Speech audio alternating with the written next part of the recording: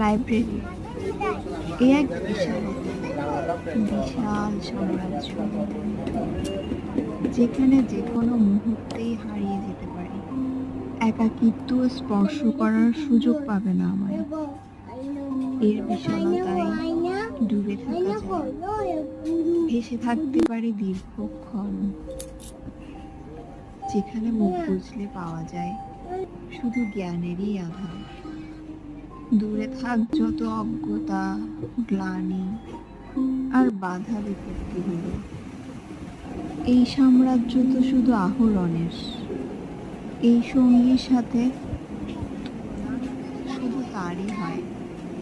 মনের খোরাকগুলা তোমাতেই হারায়, মিলেমিশে একাকার হয়ে যায়। শত রাগ, ক্ষোভ, অভিমান কিছুই এর সাথে টিকতে পারে না।